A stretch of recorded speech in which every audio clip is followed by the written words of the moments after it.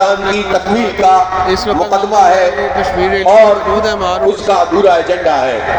اس وقت بھارت کشمیر میں جو کچھ کر رہا ہے، 1 لاکھ سے زائد لوگوں کو اس نے شہید کیا ہے، لاکھوں لوگوں کو معذور کیا ہے، ماؤں بہنوں کی عزتوں کو پامال کیا ہے، ہزاروں لوگ اس وقت بھی جیلوں میں موجود ہیں۔ کشمیر کی حریت کے بڑے بڑے رہنما اس وقت جیلوں میں موجود ہیں۔ کتنی جماعتیں ہیں جن کو اس نے بین کیا ہوا ہے، یاسین ملک ہو یا شبیر شاہ اور ایک عظیم خاتون آسیہ اندرابی ہو اور ان کے ساتھ ان کی 34 خواتین ہو، وہ سب اس وقت تہاڑ جیل میں ہیں اور اس بات کا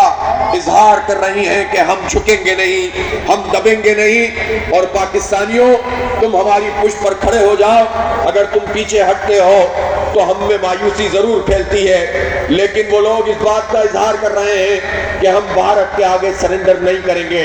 اب یہ ہماری ذمہ داری ہے کہ جو جانیں دے رہے ہیں، جو جیلوں میں موجود ہیں، جن کی عزتیں پامال ہو رہی ہیں، جن کے اوپر لاک ڈاؤن کیا جاتا ہے، جن کے بچوں کو پیلٹ گنوں سے فائر کر کے انہیں نابینا کر دیا جاتا ہے، ہم ان کے ساتھ کھڑے ہوتے ہیں۔ یہ خاموشی اختیار کر کے برہمن سامراج کا ساتھ دیتے ہیں یا اس نریندر مودی کا ساتھ دیتے ہیں جو گجرات کا قصاب ہے، وہ نریندر مودی جو ہندوتوا کا علم بردار ہے، وہ بی جے پی جو RSS کا سامنے سیاسی چہرہ ہے، در حقیقت وہ فاشسٹ لوگ ہیں، در حقیقت وہ نسل پرست لوگ ہیں، در حقیقت وہ ہندوتوا کا خواب دیکھنے والے اور اکھنڈ بھارت کا خواب دیکھنے والے لوگ ہیں۔ ان کے خلاف اگر مزاحمت کشمیر میں موجود ہے تو پورے پاکستان کو ان کی پشت پر کھڑا ہونا پڑے گا۔ میں حکومت پاکستان سے بھی یہ کہنا چاہتا ہوں کہ معذرت خواہانہ رویوں کو ختم کیا جائے۔ گزشتہ چند برسوں میں بھارت اور اس کی رانیں پاکستان میں کتنے ہی لوگوں کو ٹارگٹ کر کے قتل کیا ہے۔ یہ ہماری آزادی خود مختاری پر حملہ ہے، ہماری سوورنٹی پر حملہ ہے، لیکن ہمارے حکمرانوں کی طرف سے جب اس کی مذمت نہیں کی جاتی اور بھارت کو ایکسپوز نہیں کیا جاتا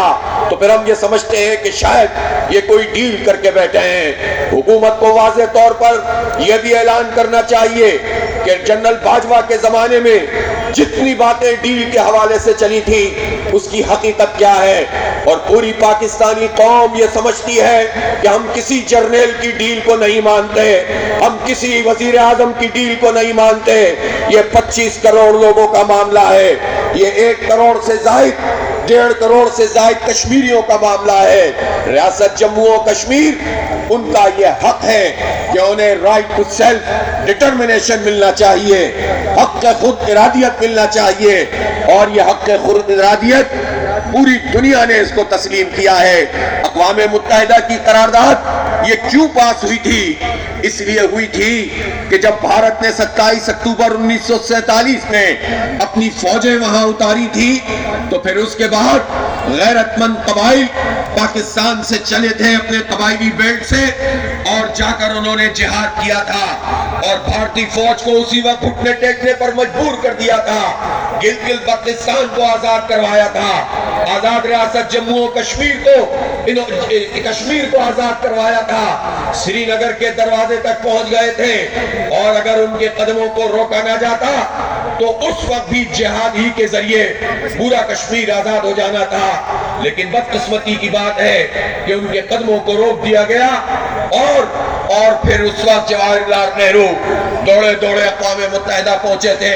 اور انہوں نے کہا تھا کہ کسی طرح سیز فائر کروایا جائے،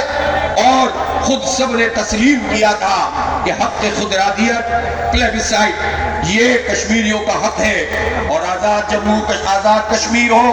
گلگت بلتستان ہو، لداخ ہو، جموں ہو یا مقبوضہ کشمیر، ان ساری آبادی پر مشتمل ایک ریفرنڈم کیا جائے گا، ایک حق خود ارادیت کا ایک پورا کا پورا جو ہے وہ عمل سامنے آئے گا، اور اس کے نتیجے میں کشمیری پھر یہ طے کریں گے کہ وہ کہاں جانا چاہتے ہیں۔ اور کشمیریوں کو جب یہ حق خود ارادیت نہیں ملا تو انہوں نے اپنی جدوجہد سے یہ طے کر دیا کہ پاکستان کے ساتھ جانا چاہتے ہیں۔ آج بھی جب